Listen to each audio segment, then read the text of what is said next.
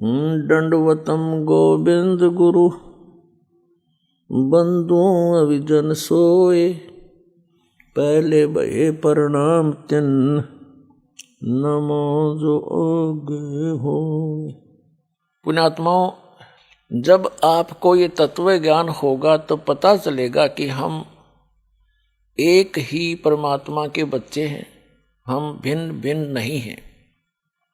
कोई तो कहता है कि जैसे पवित्र हिंदू धर्म के श्रद्धालु कहते हैं हमारा हिंदू धर्म अच्छा है, और मुसलमान धर्म के श्रद्धालु कहते हैं हमारा मुसलमान धर्म सर्वश्रेष्ठ है, सर्वोत्तम है। मैं चैलेंज करता हूं, मैं दावे के साथ कह सकता हूं कि कोई भी शख्स सारी दुनिया में एक भी इस्लाम की बुनियादी बात को साबित नहीं कर सकता कि ये इंसानियत के खिलाफ है। ये मेरा चैलेंज है, ये मेरा दावा है। ईसाई धर्म के श्रद्धालु कहते हैं कि ईसाई धर्म सर्वश्रेष्ठ है, और सिख धर्म के मानने वाले श्रद्धालु कहते हैं सिख धर्म सर्वोच्च है। हम क्या कहते हैं, ये दास क्या कहता है, हमारा क्या धर्म है कि जीव हमारी जाति है, मानव धर्म हमारा हिंदू मुस्लिम सिख ईसाई कोई धर्म नहीं है न्यारा। अब पुण्यात्माओं, मुसलमान धर्म के भाई जो हैं वो कुरान शरीफ को ठीक से ना समझकर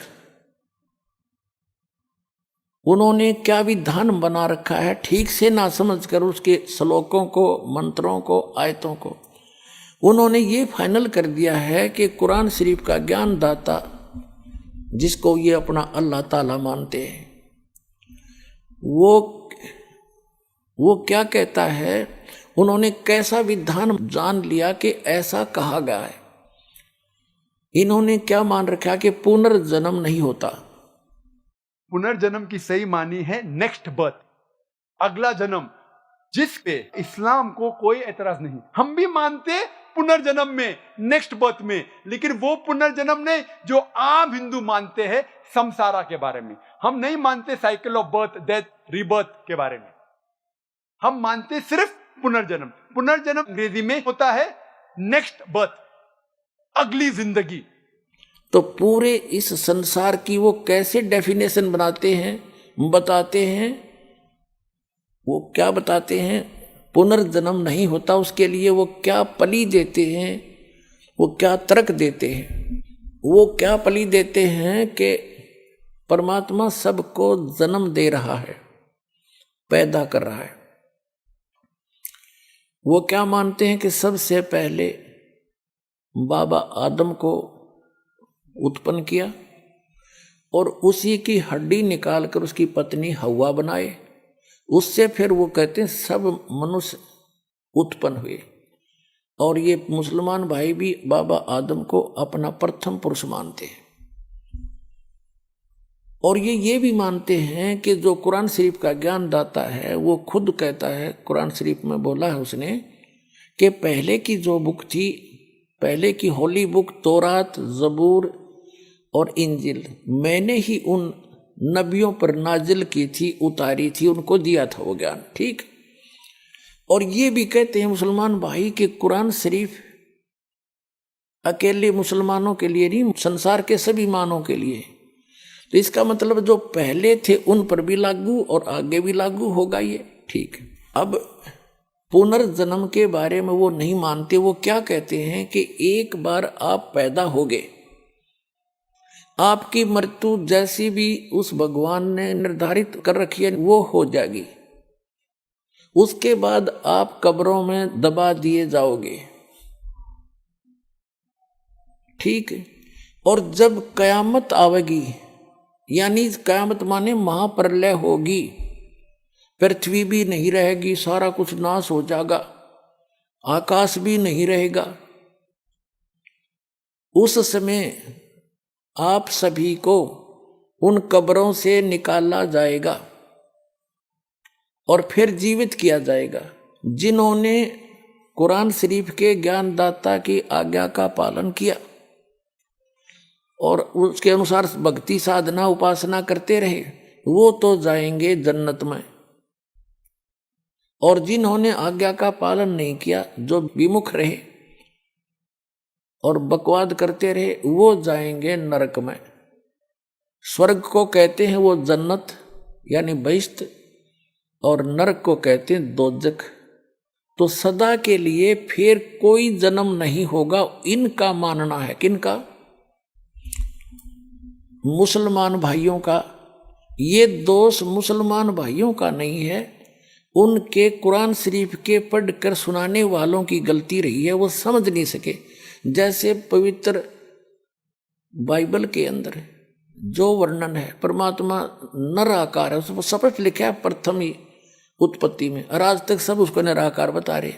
तो वो उस ईसाई धर्म और यहूदी धर्म के व्यक्तियों का दोष नहीं है, उसके पढ़ने वालों की त्रुटि है। ऐसे ही गीता जी के अंदर जो वर्णन है, ये श्री कृष्ण जी को सुप्रीम पावर मान रहे थे। गीता जी के जो अनुवाद करता और इसके विवेचन करता, इस पर प्रवचन करता हमारे हिंदू धर्म के आचार्य और शंकराचार्य, संत महंत और मंडलेश्वर, इनको कख भी पता नहीं था। तो ये दोष हिंदू धर्म के व्यक्तियों का नहीं है, ये दोष उन नीम हकीम गुरुओं का, जो समझ नहीं सके इस पवित्र ग्रंथ के रहस्य को। इसी प्रकार ये कुरान शरीफ के अंदर जो गूढ़ रहस्य है, उसको ना समझकर जो मुसलमान धर्म के सभी लोग भ्रमित हैं, वो उनका दोष नहीं है, वो उन मुल्ला और काजियों का है, जो उनको समझ नहीं सके, ढंग से समझा नहीं सके। अब इन्होंने तो फाइनल कर दिया कि जो जन्म ईब ताप का हो गया और मृत्यु हो जाएगी, कब्र में दबा दिए बस, उसके बाद कभी कयामत आवेगी, आखिरत आवेगी। आखिरत माने अंत आवेगा, तो उस समय सबको एक वचन से वो अल्लाह जीवित कर देगा, और फिर स्वर्ग में जाने वाले स्वर्ग में जाओ, नरक में जाने वाले नरक में, फाइनल कर दिया। फिर कभी कुछ नहीं होगा। ये मानना है मुसलमान धर्म के व्यक्तियों का। पहले भी नहीं हुआ है ऐसा, एक ही बार होगा, यू फाइनल है इनका। अगर पहले कभी हुआ होता जन्मवीर, फिर कयामत आई होती, तो पुनर्जन्म आपा हो गया। तो ये मानते नहीं पुनर्जन्म को, बिल्कुल नहीं मानते। तो पुण्यात्माओं उस जन्नत ने शर्मा मारेंगे। अरबों वर्ष तक उस कब्र में घुसड़े पड़े रहे हम, अरबों वर्ष के बाद फिर कभी कयामत होगी, जब उस मत निकाले जाएंगे। इस तक बूंदी कह देते पहले भोग लिया हमने, चाहे नरक में जाओ चाहे स्वर्ग में, इससे बूंदा नरक क्या होगा। लेकिन वास्तविकता क्या है कि पुनर्जन्म होता है। ये कयामत कब आती है? ब्रह्मा जी का एक दिन जब संपूर्ण होगा, ब्रह्मा जी का एक दिन जब पूरा होगा, तो पूरी पृथ्वी पर प्रलय हो जाएगी।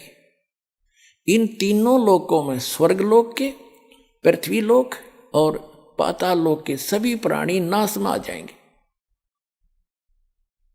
ये प्रलय, उसके बाद फिर जब ये रहेगी इतना ही समय तक, जितने समय तक सृष्टि रहती है, ब्रह्मा जी का एक दिन